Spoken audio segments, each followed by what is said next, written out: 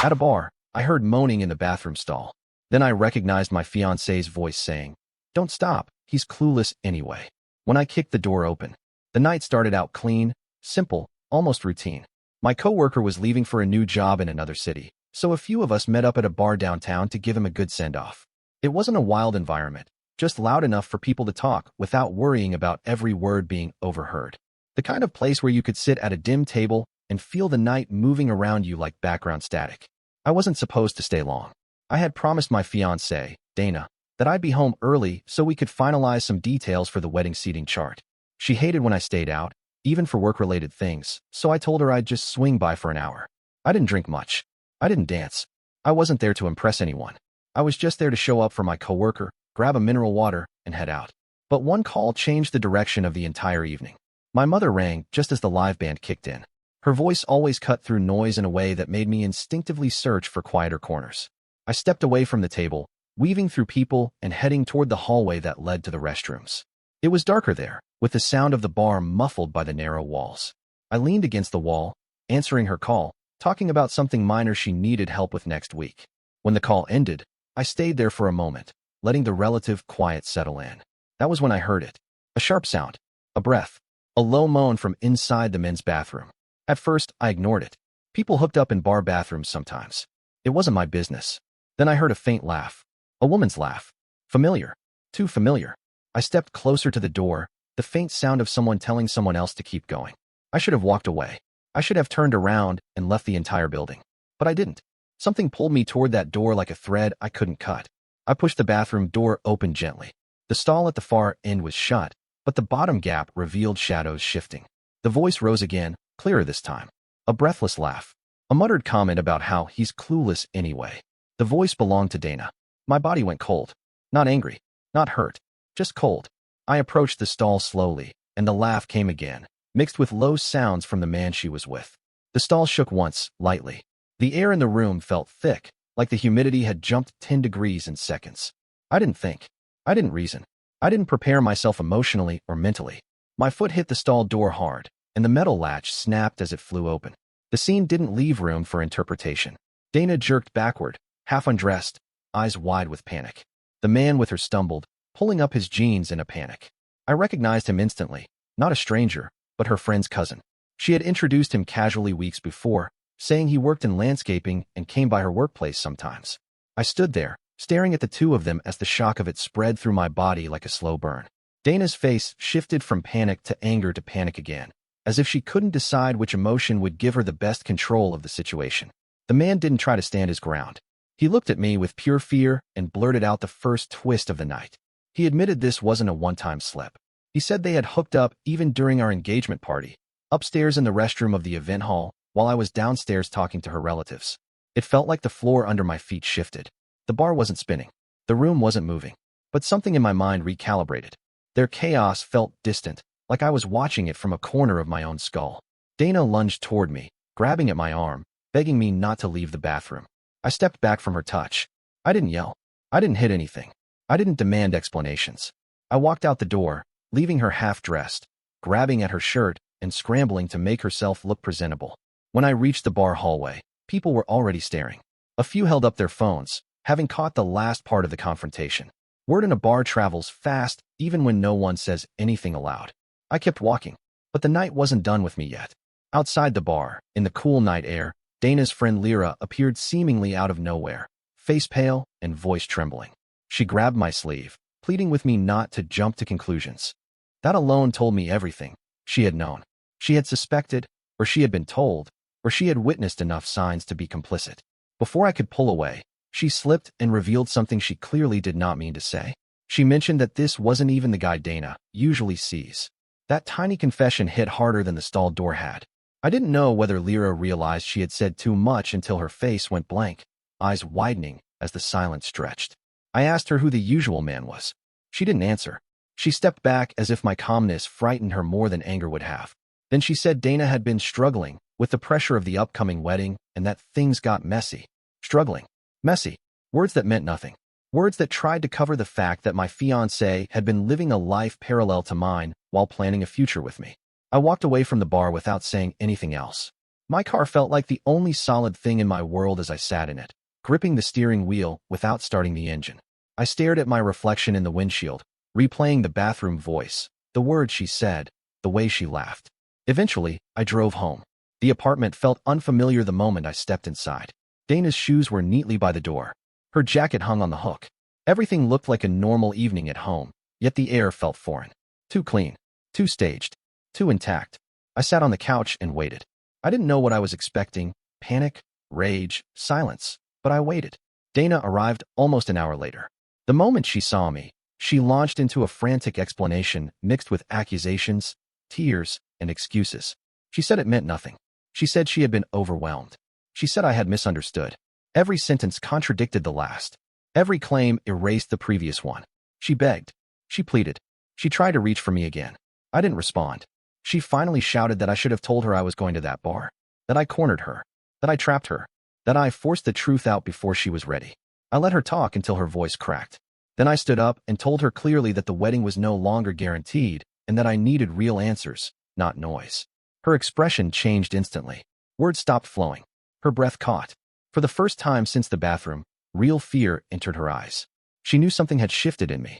She just didn't know how far it would go. Dana didn't sleep. She paced the living room like someone waiting for a verdict, stopping every few steps to check if I was still watching her. I sat on the couch, silent, letting her talk herself into corners she didn't know how to get out of. One moment she insisted she loved me more than anything.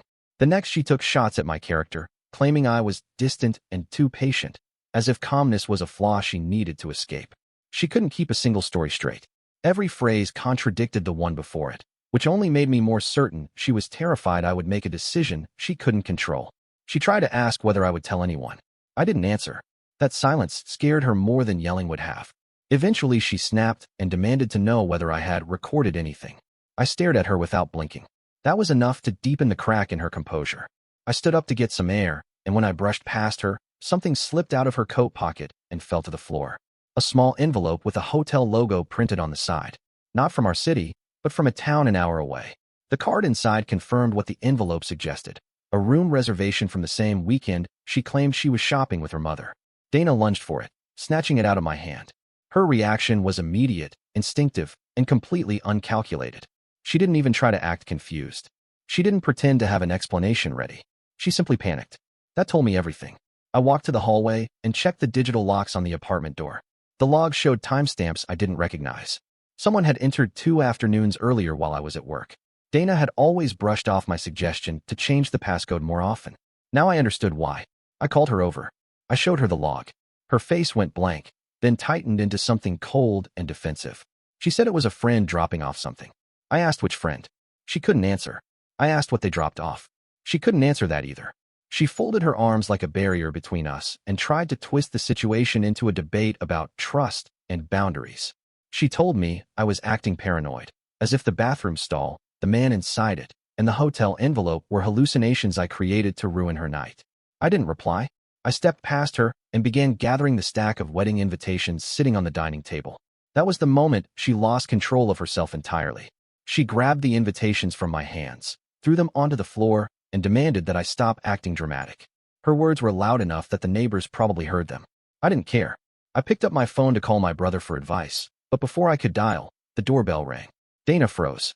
Her eyes widened with the same panic I saw in the bathroom stall. She whispered that she didn't want to talk to anyone, but whoever was outside had no intention of leaving. I opened the door. Standing there were her mother and sister. Both looked furious, and not at Dana. Their anger was aimed at me. Her mother walked in without waiting for permission, demanding to know why I publicly humiliated her daughter in a bar full of strangers. Her sister followed behind, crossing her arms with a look that suggested she already chose her narrative long before knocking. Dana ran to her mother, pretending she was the victim of the evening, collapsing against her like someone barely holding herself together. The performance was so quick it would have impressed a theater director. Her mother clutched her, whispering that everything would be okay and that I needed to stop making things worse. She didn't ask what actually happened. She didn't want to know. She was already committed to a version of the story that made Dana helpless and me unreasonable. Her sister stepped closer and demanded that I apologize. Not for catching Dana in the bathroom, not for raising my voice, but for causing a scene that made its way into the bar's group chat. Apparently people had already started sharing clips. The whispers spread quickly. People saw her daughter in the stall with another man. That was unacceptable not because of the cheating, but because others witnessed it. I told them the truth. I told them exactly what I saw. I told them what the man confessed. I told them about the hotel envelope. I told them about the door logs. Her mother shook her head slowly, dismissing every word I said as if I was describing a dream. Her sister jumped in, saying I was trying to destroy the wedding because I wasn't ready for real commitment. The accusation was ridiculous, but she delivered it with such confidence that Dana started nodding in agreement. The three of them tried to corner me in my own living room. Every sentence was a demand, a guilt trip, a threat wrapped in a soft tone. It was a coordinated assault on logic, and every part of it revealed how little they valued the truth. Dana's sister slipped while she was yelling. She said Dana shouldn't have been so careless before the wedding, and she should have kept everything quiet until after the papers were signed. That sentence shut the room down. Dana's mother shot her daughter a sharp look. Dana glared at her sister, horrified that she had said too much. The moment stretched, heavy and awkward. I asked what her sister meant. She tried to backtrack, mumbling something about stress. Dana insisted she didn't hear her correctly. Her mother told me not to twist casual words.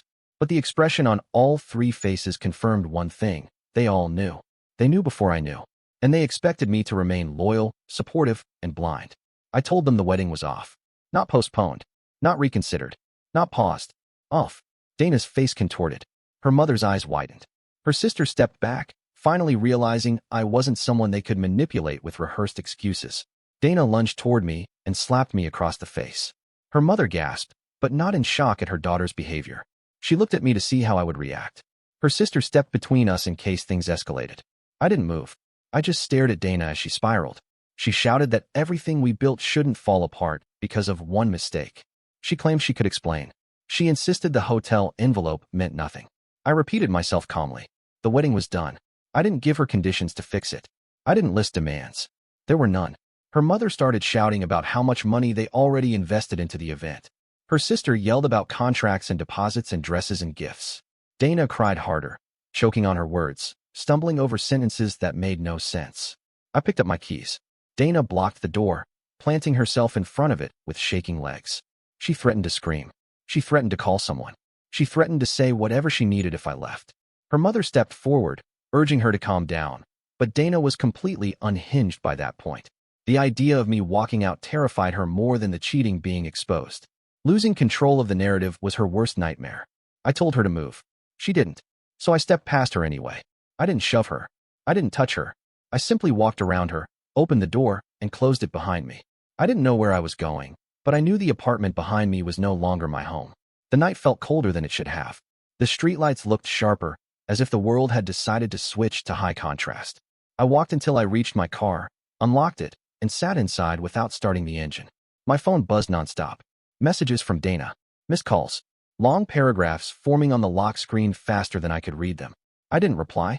I started the engine. And for the first time in years, I had no idea what the next hour of my life was going to look like, but I knew it wouldn't involve returning to her. I drove without direction, letting the city guide me. Every familiar street looked different, as if nothing around me belonged to the same world I had lived in 12 hours earlier. After half an hour of drifting, I parked near my friend Arslan's apartment and texted him. He didn't ask questions. He just sent me his door code and told me the couch was free. The moment I stepped inside his place, the weight of what happened began to settle. Not in a dramatic way. More like pressure building across my chest. Not enough to break me, but enough to make breathing feel unfamiliar. I tried to sleep, but my mind replayed the bathroom stall again and again, like a loop refusing to rewind properly. I finally drifted off near dawn, only to be woken by the vibration of my phone. It didn't stop for hours. Calls from Dana. Calls from her sister. Messages from her mother. Notifications from social media because the bar confrontation leaked into local groups. Half of the comments were speculation. Half were jokes. All of them were corrosive. I didn't respond. Around mid-afternoon, I received a message request from an unknown number. The profile picture showed a woman with tired eyes and a steady expression. She wrote, "I'm the girlfriend of the guy Dana was with last night. I want to talk." I nearly deleted it. I didn't want more chaos. But something in her message felt grounded, almost collected. I replied with the name of a cafe 2 blocks away and told her I'd be there in 15 minutes. When she walked in, she carried herself like someone fighting to stay composed in public. She introduced herself as Mira, and she sat across from me without ordering anything. Her silence lingered for a few seconds. Then she pulled out her phone and opened a folder of screenshots. She showed me their messages. They stretched back months. Conversations about meeting in parking lots near Dana's work. Photos Dana sent him that made me feel physically sick. Plans for an overnight trip that fell on the same weekend. Dana told me she was visiting her cousin. Myra's jaw tightened as she scrolled through the messages. She didn't cry. She didn't break down. She was processing her own storm the same way I processed mine, by anchoring herself in facts she couldn't deny anymore. Then she told me something that shifted the entire narrative again. The guy from the stall wasn't the only one Dana had been involved with at that bar. The staff knew her, not as my fiancée, but as someone who came in late at night with different men when I wasn't around. One of the bartenders apparently bragged about being on her list, whatever that meant. Mira said the staff often joked behind the counter about Dana showing up whenever she wanted attention. Every word she said felt like a calculated strike against the image of the woman I thought I knew. Not exaggerated, not theatrical, just straightforward damage. Mira apologized for her boyfriend's involvement, saying she only learned the truth because of the video from the bathroom that reached her through a mutual friend. She told me she confronted him, and he confessed everything because he had no way out. But there was another twist inside the twist.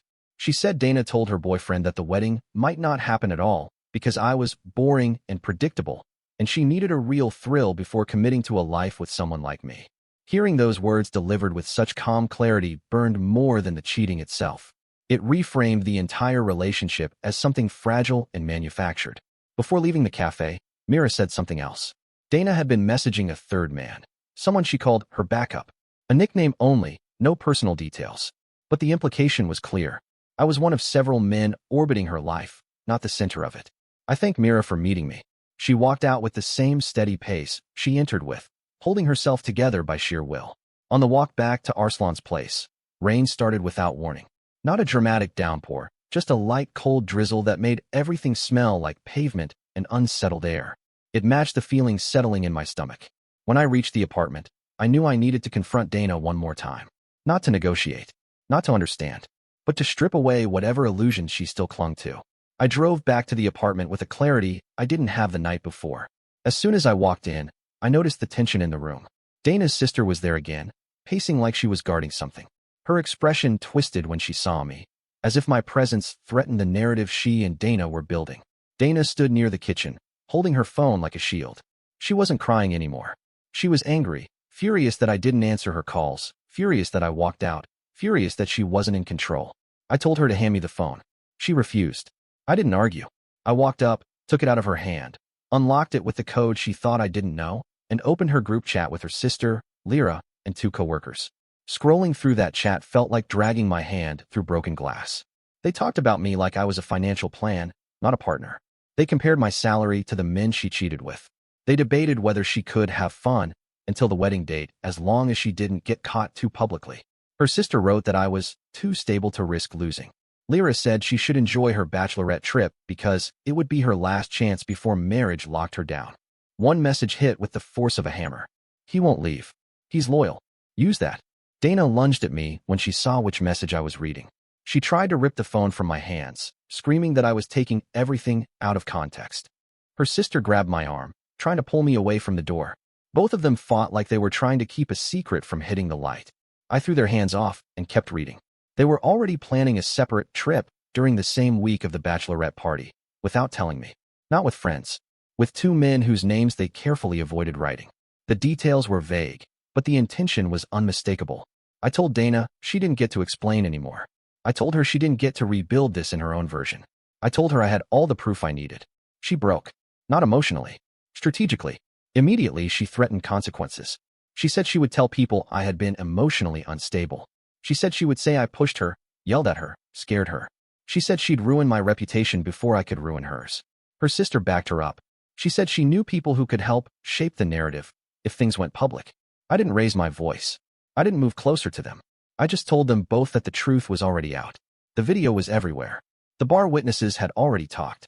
Their messages existed on Dana's own phone, and I was done participating in their performance. Dana shouted something unintelligible as I walked toward the door. Her sister tried to block me again, but I stepped around her and left without touching either of them. I didn't know what the next steps would be, but the escalation was no longer in my hands. It was already in motion. When I left that apartment for the second time, The air outside felt colder than the night before. Not because of the weather, because everything behind that door had crossed a line that couldn't be walked back. I got in my car and drove until the apartment building shrank in the rearview mirror.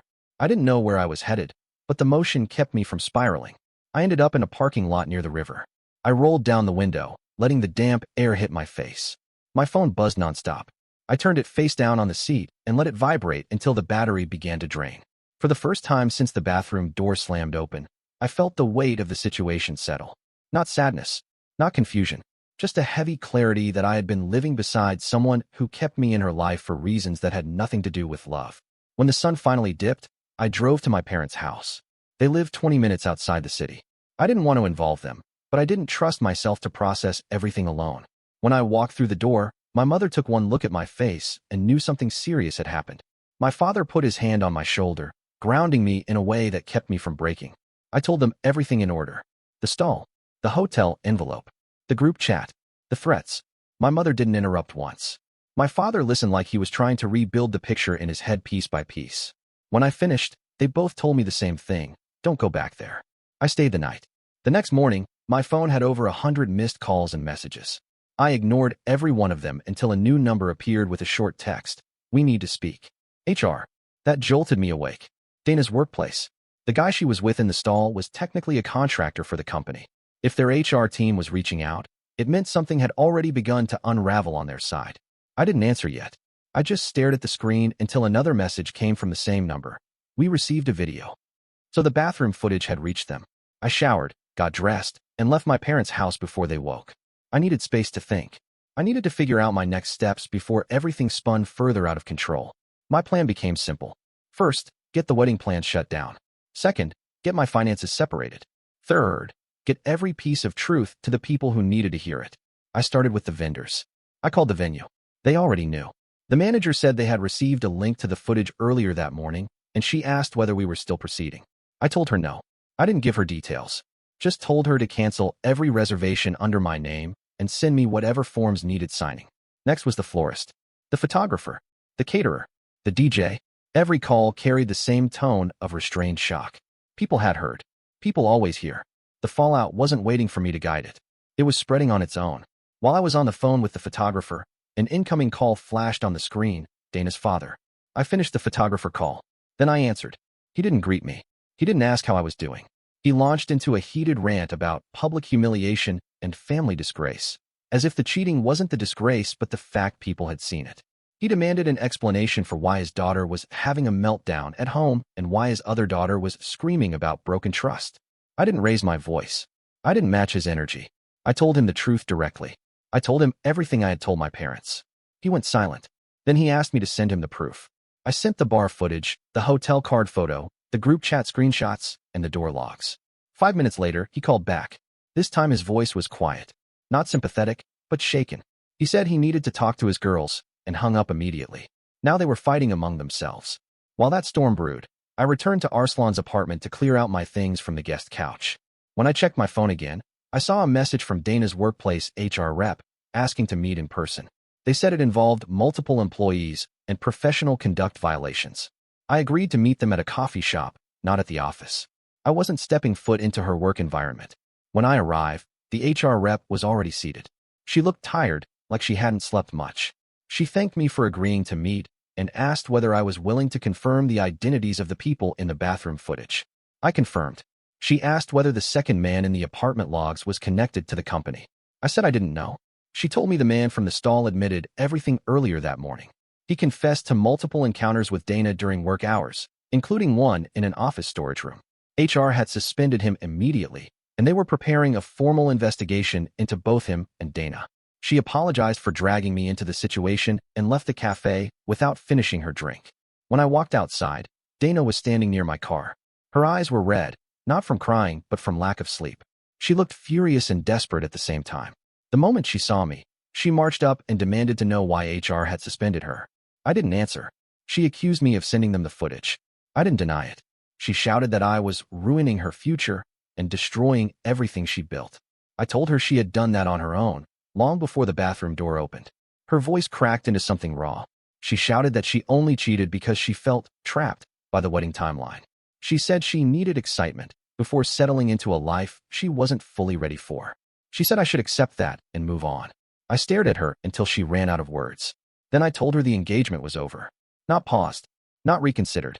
Over. She lunged toward me, grabbing at my jacket, screaming that I couldn't end things like that. She said people would blame her. She said she would fall apart if I walked away. She said she would make sure everyone knew I abandoned her during a mental crisis. I stepped back and told her that any crisis she was experiencing came from the consequences she had spent months avoiding. She froze.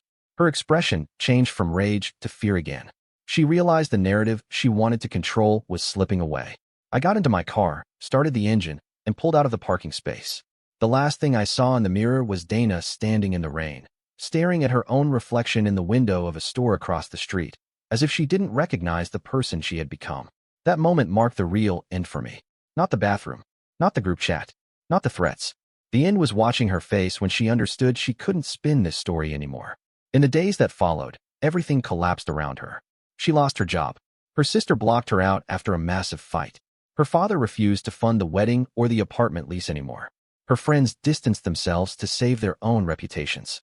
And Dana moved back into her sister's place while trying to regain control of a life she no longer recognized. Meanwhile, I rented a new apartment across town. I bought furniture one piece at a time. I rebuilt routines from scratch. I learned to breathe without waiting for the next lie to surface. The truth had burned the engagement to the ground, but at least it illuminated everything I needed to see.